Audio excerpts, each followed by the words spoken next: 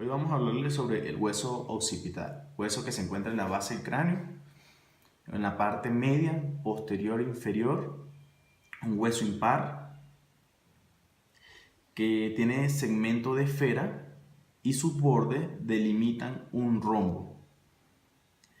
Este hueso en su parte inferior está atravesado por un agujero magno, un agujero de gran diámetro, que de anterior a posterior mide 35 milímetros y transversalmente mide 30 milímetros. Este agujero va a comunicar la cavidad craneal con el conducto vertebral. Por aquí pasa la médula oblonga, las arterias vertebrales y los nervios accesorios. En el adulto, este hueso está formado por 4 porciones. Una porción basilar, 2 porciones laterales y una porción escamosa, que a su vez se divide en dos caras, una cara endocranial y una cara exocranial.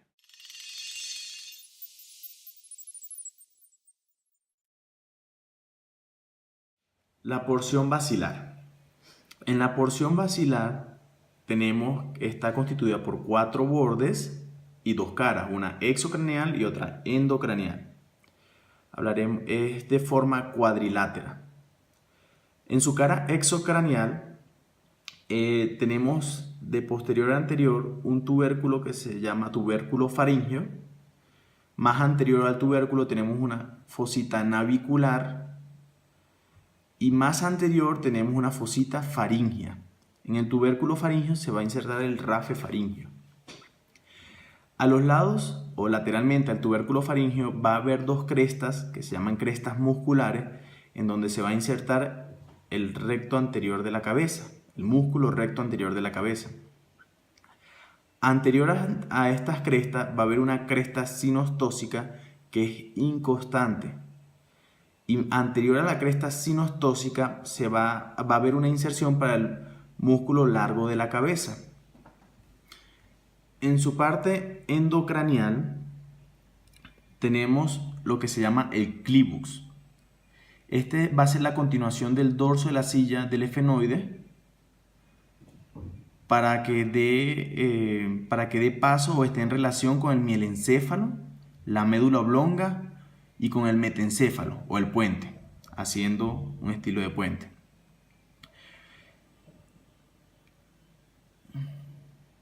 Tenemos también 4 bordes. En el borde anterior delimita con el cuerpo del efenoide, con el dorso de la silla.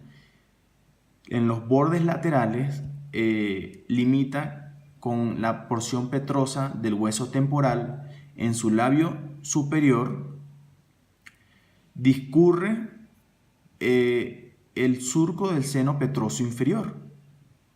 Y en su borde posterior delimita con la parte anterior del agujero magno.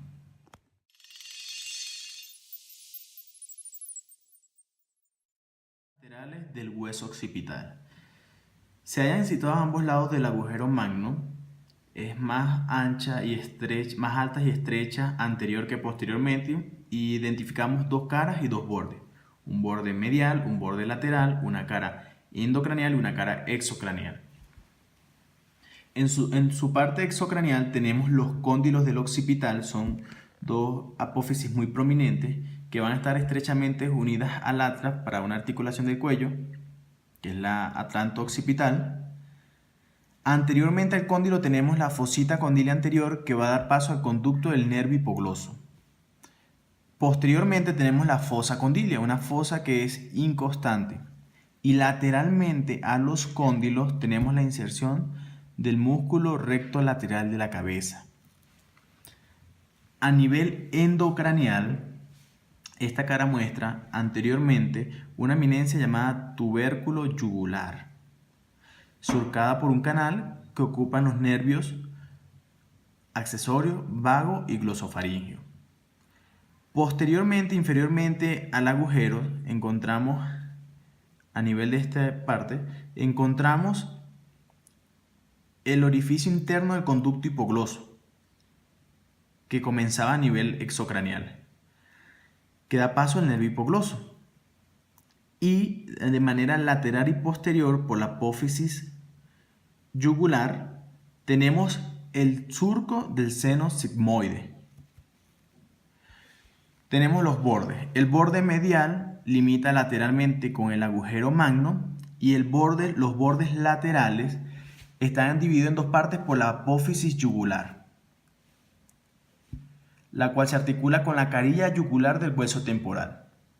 Posteriormente a la apófisis, el borde es rugoso y se une a la porción mastoidea del hueso temporal. Anteriormente a la apófisis, el borde lateral forma el límite medial del agujero yugular. Anteriormente a la apófisis yugular. Aquí tenemos apófisis y aquí es tubérculo. Este orificio comprendido entre la porción petrosa del hueso temporal y el hueso occipital está subdividido en dos porciones, una anterior y otra posterior, por dos salientes agudos. Son las apófisis intrayugulares. Estas aquí ¿sí? Divide la porción en una porción posterior y otra porción anterior del agujero rasgado posterior o agujero yugular. Estas dos apófisis nacen, una en la porción petrosa del hueso temporal y otra del hueso occipital. La porción posterior del agujero yugular, que es a este nivel, se relaciona con el origen de la vena yugular interna, a este nivel, aquí. Recuerden que aquí tenemos el agujero rasgado posterior, el agujero yugular, y este apófisis intrayugular divide en dos porciones, una posterior y otra anterior. La posterior pasa la vena yugular interna. La anterior está subdividida por un tabique fibroso en dos segmentos, uno posterior y otro anterior. El posterior para el paso de los nervios accesorio y vago y el anterior atravesado por el glosofaringio.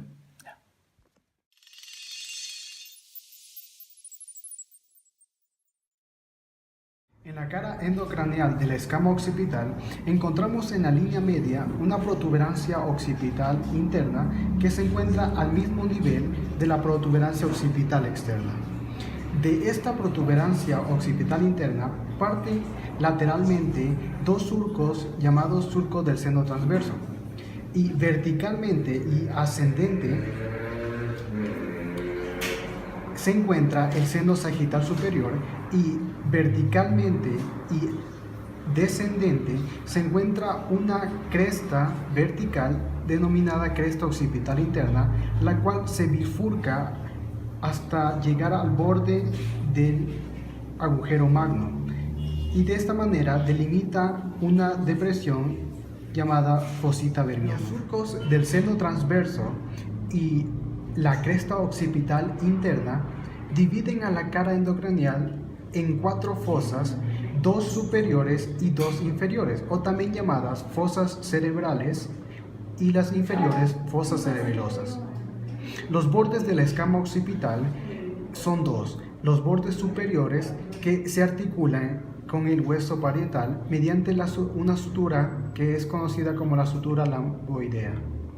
Los bordes inferiores se unen en cambio a la porción mastoidea del hueso temporal. En la escama occipital encontramos tres ángulos: los ángulos laterales, el ángulo superior y el ángulo inferior. Los ángulos laterales separan los bordes superiores de los bordes inferiores y se relacionan con el extremo posterior de la estructura escamosa, mientras que el ángulo superior es el que está situado aquí entre la unión de los dos huesos parietales, y el ángulo inferior es en cambio ancho y constituye en su parte media los bordes posterior del agujero magno, y se une también a sus lados con el extremo posterior de las porciones laterales del hueso occipital.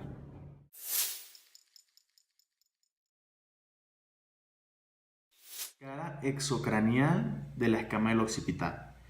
Tenemos una protuberancia muy rugosa que se llama protuberancia occipital externa. Está en igual posición que la protuberancia occipital interna en su parte endocraneal. Desciende verticalmente una cresta, se llama cresta occipital externa, Y a los lados de esta cresta occipital externa vamos a tener dos líneas curvas y que van a estar lateralmente a la cresta, que se va a llamar la línea nucal inferior y la línea nucal superior, o las líneas curvas occipitales superior e inferior. La línea nucal superior se extiende lateralmente hasta la apófisis mastoide del hueso temporal y la línea nucal inferior se incurva lateral y anteriormente a la apófisis yugular. Su trayecto es irregular. La curva medial y la superficie de la escama situada por debajo de esta dan inserción al músculo recto posterior de la cabeza, al músculo recto posterior menor de la cabeza. Y la curva lateral y la superficie ósea subyacente da origen al músculo recto posterior mayor de la cabeza. En su parte medial, al músculo recto posterior menor de la cabeza y lateral, al músculo recto posterior mayor de la cabeza.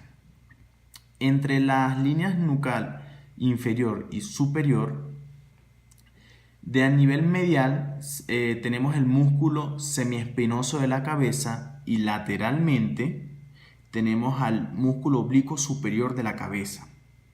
Superior a la línea nucal, que tenemos la escama del occipital, por así llamado, se relaciona ya con el cuero cabelludo o con la aponeurosis epicraneana.